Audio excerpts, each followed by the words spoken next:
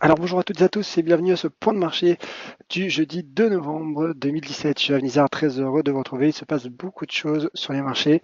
La Banque d'Angleterre vient d'intervenir il y a tout juste 1 heure et demie et elle a opté pour un relèvement de taux. On en parle dans quelques instants. La livre sterling donc qui a réagi de manière assez surprenante.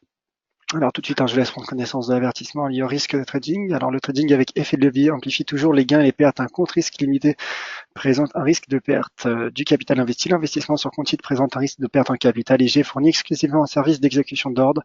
Cette présentation est donnée à titre indicatif et ne saurait être considérée comme un conseil ou une recommandation. Alors bonjour à toutes et à tous qui êtes présents également sur le chat. N'hésitez pas donc à réagir, à laisser vos commentaires, poser vos questions, me dire si vous êtes d'accord ou non avec mes stratégies. Alors on va débuter ce point de marché, comme je l'ai promis, par la livre sterling en effet, puisque finalement c'est l'actualité chaude du moment et l'euro GBP. L'euro GBP donc qui rebondit, qui aura finalement tenu ce support de long terme à 0,87 519 livres sterling. Après pourtant le relèvement de taux de la Banque d'Angleterre, je rappelle donc la Banque d'Angleterre qui a relevé de 25 points de base le niveau de ses taux directeurs pour ramener donc son taux de refinancement à 0,5%. Et malgré finalement cette mesure hawkish, la livre sterling est vendue. Et oui, la livre sterling donc qui repart en arrière, comme le montre donc ce graphique de l'euro GBP, et ce rebond sur support à 0,87 519. Alors simplement pour être complet sur le point de vue fondamental concernant cette intervention de la Banque d'Angleterre, plusieurs raisons expliquent finalement le recul de la livre sterling malgré cette mesure, je le rappelle, finalement hawkish qui aurait dû soutenir d'un point de vue théorique bien sûr la livre sterling. Tout d'abord, c'est que cette mesure sur relèvement de taux était anticipée par le consensus depuis déjà un certain temps. Et n'oublions pas également que la Banque d'Angleterre a maintenu le niveau de sa rachat d'actifs dans son programme de quantitative easing. Elle n'a pas réduit donc son quantitative easing, ce qui explique, selon moi notamment, cette réaction du marché. Et Mark Carney, dans la conférence de presse qu'elle a tenue, a notamment indiqué que les incertitudes liées au Brexit affectent l'investissement privé et donc voilà une Banque d'Angleterre plutôt prudente malgré donc ce relèvement de taux qui était, je rappelle, anticipé, ce qui explique donc fondamentalement ce recul de la livre sterling. Alors sur l'euro GBP en effet, et uniquement du point de vue de l'analyse technique, plusieurs signaux laissant entendre finalement une telle réaction du marché. Tout d'abord, comme je le montrais, ce support à 0,87 519, mais également la clôture journalière de la séance d'hier, puisque le marché a clôturé sous la forme d'un doji qui est étroit, mais un doji tout de même, aux allures d'ailleurs de marteau. Je rappelle que les doji et marteaux sont des bougies d'indécision, de retournement, ce qui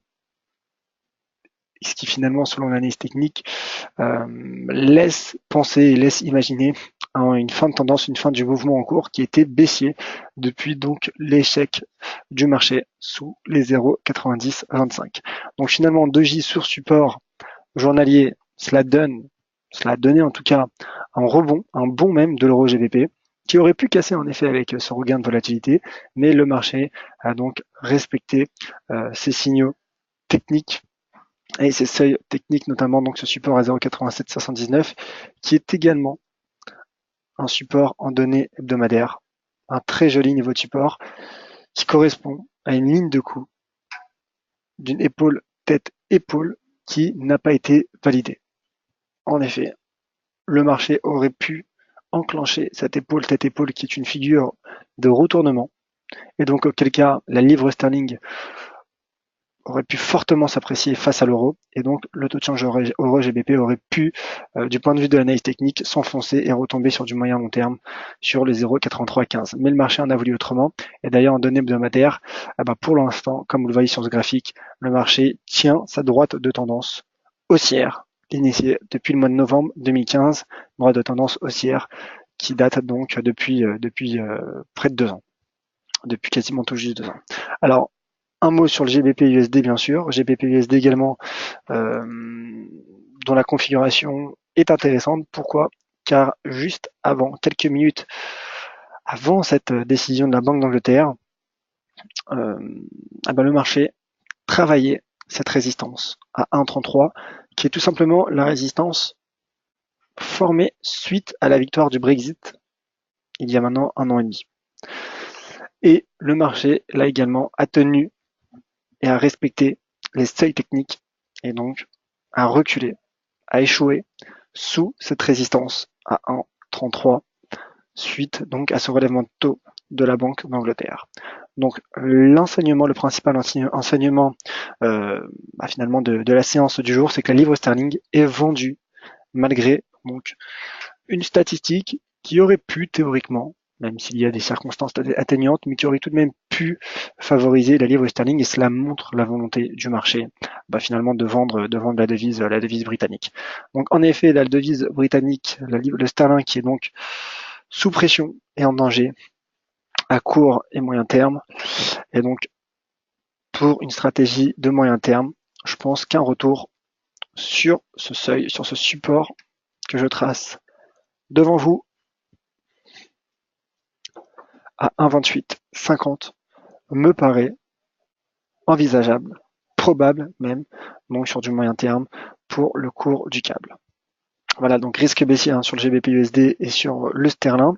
On va passer aux autres devises majeures et notamment le taux de change euro-dollar, traditionnel taux de change euro-dollar qui reste baissier, après le statu quo anticipé du FOMC, bien qu'il tente de rebondir et de retracer ces légères pertes effectuées en début de semaine.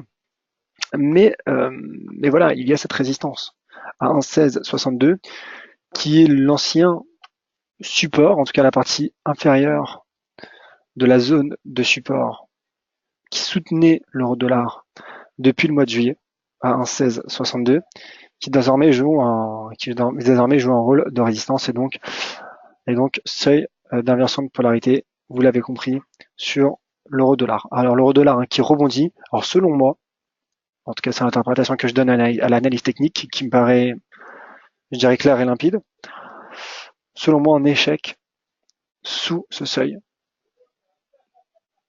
Donc ce qui donnerait un pullback baissier me paraît envisageable sur le taux de change euro-dollar. Alors à court terme, je pense qu'on peut viser un retour sur ce support à 1,1595 $. Mais sur du moyen long terme, je pense que l'euro-dollar a le potentiel pour retomber sur les 1,14 $.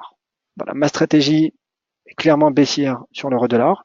Alors certes, en cas de franchissement des 1,1662, je serai peut-être amené à atténuer cette stratégie, voire à la modifier. Mais pour l'heure, on voit que le marché parvient pas à franchir de manière claire cet ancien niveau de support devenu résistance à 1,1662. Et donc, selon moi, le pullback me paraît probable sur du court et moyen terme. Bien sûr, on en saura plus demain avec le rapport NFP, qui sera donc la dernière source de volatilité de la semaine. Cette semaine qui, je rappelle, a été fortement volatile sur les marchés, notamment sur le Forex, et donc stratégie baissière pour le taux de change euro-dollar. Alors, on poursuit avec d'autres configurations qui me paraissent intéressantes, vraiment intéressantes, et notamment l'euro-franc suisse, l'euro-CHF, dont un article sera mis en ligne dans quelques minutes sur le site dailyfix.com/français, et l'euro CHF qui, malgré un repli technique, reste bien sûr très bien orienté, soutenu d'une part par cette oblique haussière, initiée donc depuis la séance du 23 juin dernier, donc oblique haussière de 5 mois environ, et malgré donc ce repli technique, on voit que le marché tente de rebondit d'ailleurs, comme le montre cette mèche basse en données journalières, sur ce point haut de la séance du 22 septembre. Donc finalement, le marché qui réagit immédiatement à l'approche d'un précédent sommet est soutenu également par un double support, donc comme j'ai montré, oblique et également horizontal avec ce seuil à 1,1590. Voilà, ma stratégie est également haussière sur l'euro CHF, malgré la faiblesse de l'euro depuis donc le statu quo dovish très accommodant de la BCE de Mario Draghi jeudi dernier. Donc cela montre la faiblesse du franc suisse, notamment face au dollar, puisque l'USD CHF a de nouveau retrouvé la parité ce matin, et on voit qu'il la travaille toujours. Et simplement pour finir avec l'euro CHF, voilà, donc ma stratégie est haussière, vous l'avez compris, haussière, pour viser à court terme 1,17. On y est presque, c'est quasiment de l'intraday, donc d'ici la fin de semaine. À court terme, dans les prochaines séances. Et sur du moyen terme, je pense que d'ici la fin d'année, l'euro CHF pourrait atteindre le seuil symbolique à 1,20, symbolique, car en effet, il s'agit de l'ancien seuil plancher, l'ancien seuil plancher supprimé par la BNS en janvier 2015. Alors, d'autres personnes viennent de nous rejoindre sur le chat. Bonjour à vous tous. N'hésitez pas donc à réagir, à laisser vos commentaires et poser vos questions. Vous pouvez également m'indiquer le nom d'un actif si vous souhaitez que je revienne dessus. N'hésitez pas à me le faire savoir. Alors, l'USD CHF, que voici. Si mon graphique veut bien se donner la peine de se décaler, c'est fait. Donc l'USD CHF qui travaille toujours à cette parité à 1, qui pour le coup est un seuil, pas avoir un seuil plus symbolique que la parité, selon moi, plus psychologique également. C'est un seuil qui avait déjà été travaillé et atteint par le marché la semaine passée, qu'il a retrouvé ce matin, suite à, je le rappelle, ce double bottom, ce double creux, qui est une figure de retournement. Et donc le marché reste également orienté à la hausse, bien aidé d'une part par le rebond du dollar américain depuis maintenant un mois et demi, et également donc par la faiblesse du franc suisse, comme je l'évoquais il y a un instant.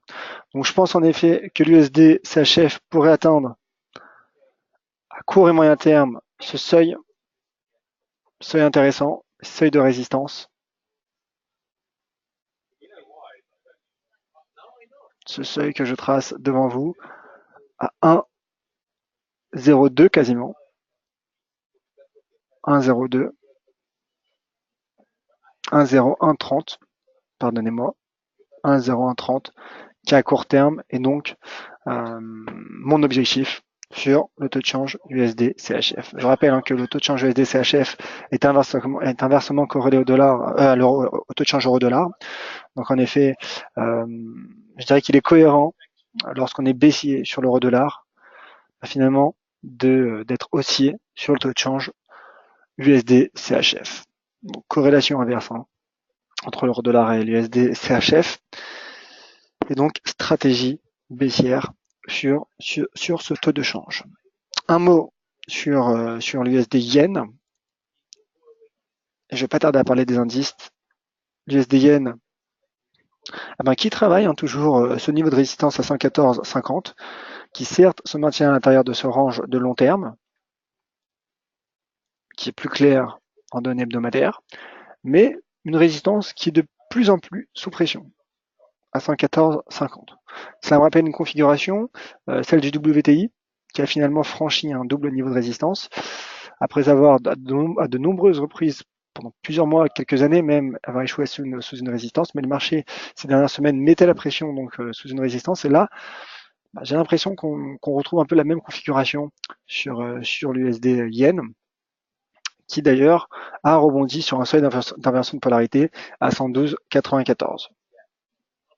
Donc sous résistance, bien qu'il reste encore un peu de marge au marché pour retrouver les 114,50, en tout cas sous résistance, et théoriquement, selon l'analyse technique, le risque est baissier. Voilà, ce sont les bases de l'analyse technique. Risque baissier sur résistance, potentiel haussier sur support. Le marché est proche d'un niveau de résistance. Alors j'attendrai éventuellement que le marché poursuive peut-être sa progression, son éventuelle progression en direction des 114,50 pour tenter de dégager une nouvelle stratégie baissière. Voilà donc pour l'USD yen. Je vais passer aux indices. Car l'heure avance. Et je vais passer au DAX notamment.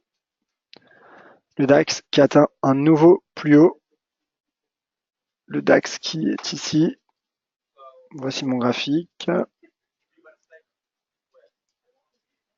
Voici mon graphique dans un instant. Le voici.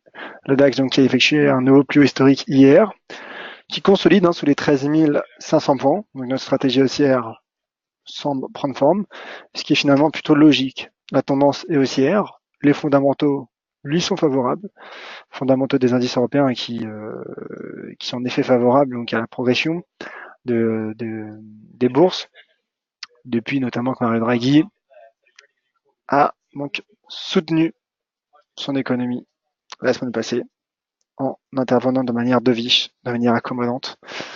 Donc le DAX qui, dans le sillage de son pullback sur les 12 907 points, reste très bien orienté. Alors, je pense en effet qu'un retour sur les 13 500 points est probable à court terme, peut-être même en intraday. Sur du moyen terme, en effet, je pense que le marché pourrait également poursuivre sa progression tant le momentum accélère. Et donc, en effet, un DAX à 14 000 lors des prochaines semaines, pardonnez-moi, me paraît également probable, en tout cas envisageable, sur l'indice allemand. Le CAC 40, également, une graphique en données mensuelles pour montrer que le CAC a franchi son point haut du mois de mai 2017, donc suite aux élections françaises. Et donc c'est pour une analyse moyen-long terme. On retrouve un seuil d'inversion de polarité qui a été formé en septembre, au mois de septembre 2007. Voilà, pendant la période finalement décembre 2006, janvier 2008. Donc un seuil d'inversion de polarité qui a de l'importance, qui correspond d'ailleurs à ces sommets, au point haut de ces sommets de 2001. Donc je pense en effet que le CAC pourrait, donc là cette fois-ci c'est pour du moyen terme, un moyen long terme, retrouver les 5675 points. En fait, je précise qu'il s'agit du moyen long terme car nous sommes sur un graphique mensuel. Donc stratégie haussière également sur le CAC qui a franchi ce point haut en données hebdomadaires et donc qui relance son potentiel haussier.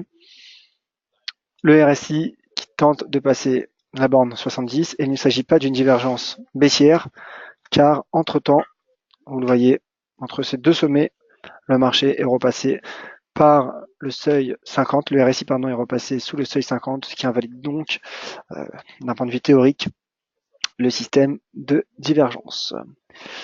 Un mot sur Wall Street et ensuite je passerai aux questions. Wall Street qui reste haussier, bien qu'il consolide suite au pendu, à ce léger pendu effectué hier. Donc finalement, Wall Street qui se stabilise depuis la dernière semaine d'octobre sur un mouvement stable et latéral, et donc, mais qui reste soutenu par son premier niveau de support à 23 288 points. Et donc bien sûr, ma stratégie reste haussière, mais cette stratégie serait relancée en cas de passage au-dessus de cette résistance court terme à 23 450 points. Donc, analyse technique intéressante sur Wall Street, d'ailleurs dont l'indicateur RSI poursuit sa progression et rebondit sur le seuil à 70, ce qui est le signe d'un marché haussier. Voilà donc ce que je pouvais vous proposer sur ce tour d'horizon Forex et bourse. Je vais passer aux questions. Les questions de la part de Eric. À votre avis, le CAC est-il parti dans son rallye de fin d'année?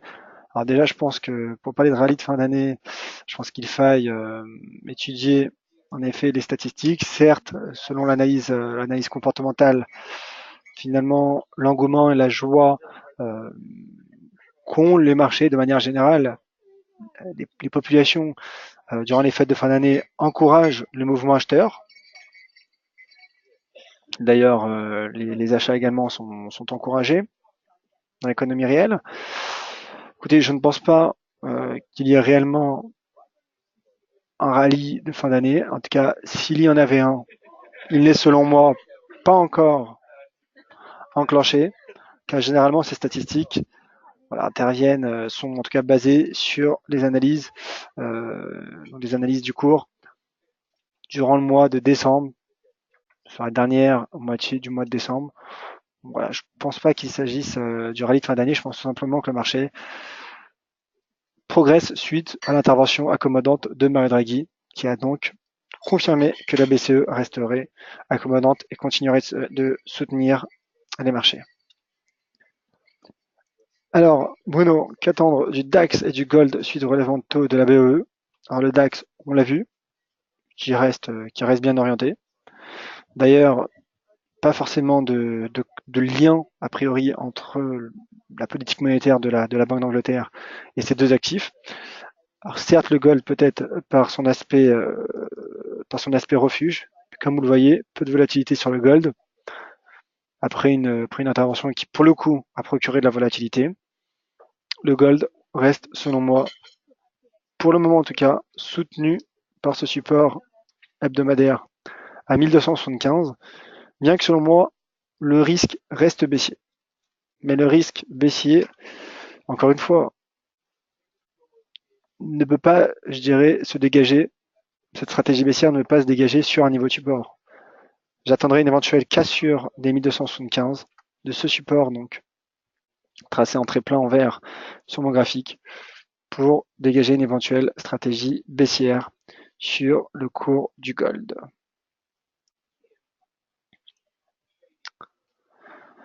Alors, est-il possible de revoir vos vidéos? Oui, sur la chaîne YouTube dailyfx.com/français ou encore sur les sites, sur la chaîne YouTube dailyfx France ou encore sur le site dailyfx.com/français pour le coup. Sur la droite de la page d'accueil, vous retrouverez généralement nos dernières vidéos. Donc voilà, je vous invite à les revoir pour plus de précision. Alors, Thibaut qui demande pourquoi a-t-il dépassé la résistance? Alors j'imagine que vous parlez du CAC 40. Je pense tout simplement, comme je l'expliquais, que le CAC, dans le sillage de l'intervention de la Banque Centrale Européenne, reste bien orienté et donc franchit ses résistances. Et Arthur encore sur le CAC. CAC 40, donc baissier à court terme. Sur le CAC, la divergence en données journalières est-elle valable? Ah oui, comme je l'ai dit, cette divergence n'est pas valable selon moi. Alors attendez, pardon, je parlais du DAX. Alors sur le CAC, je ne vois pas de divergence, puisque là le sommet, le sommet numéro 2 est plus élevé que le sommet numéro 1. Donc pas de divergence. Comme vous le voyez, le RSI du sommet 1 est à 79, du sommet 2 à 80, comme finalement comme les cours. En revanche, sur le CAC, parce que vous parlez d'un risque baissier à court terme, en effet, même en intraday, la baisse pourrait se poursuivre légèrement. Selon moi, le CAC pourrait retomber sur les 5485 points suite à ce pendu qui est une bougie d'inversement. Et on voit d'ailleurs qui aboutit sur une bougie baissière en cours. Alors je pense pas non plus que cette bougie, que ce pendu donnera lieu à une cassure de ce support court terme à 5486 points. Mais en tout cas, en effet, il faudra surveiller cette configuration, donc ce pendu sur des plus hauts annuels du CAC 40. Voilà mon cher Arthur. Alors, je crois qu'il n'y a plus de questions. Peut-être si une question de Dylan sur l'USD MXN. USD MXN donc qui arrive dans un instant. Alors qui n'est pas une paire, qui n'est pas un taux de change que je suis particulièrement, mais analysons tout de même. Alors que penses-tu du USD MXN pour du court moyen terme? À court terme, le marché est sur support, très joli seuil d'inversion de polarité. Et d'ailleurs, c'est typiquement un graphique que je vais tweeter juste après ce webinaire. Donc je vous remercie, mon cher Dylan. Seuil d'inversion de polarité à 19,06. Donc à court terme, potentiel haussier, puisque le marché finalement fluctue à l'intérieur d'un trading range. Et je pense en effet qu'il pourrait retrouver à court terme donc le seuil à 19,23, 19,24. Je pense qu'on peut gérer son risque avec les 19,06. Donc là, en effet, dégager une stratégie haussière sur support est optimal concernant donc la gestion de risque et le ratio R3. Et sur du moyen terme, bah, écoutez, la tendance paraît plutôt haussière. Attention toutefois à la décélération de cette hausse. Je vais passer en données hebdomadaires pour une analyse donc de moyen terme.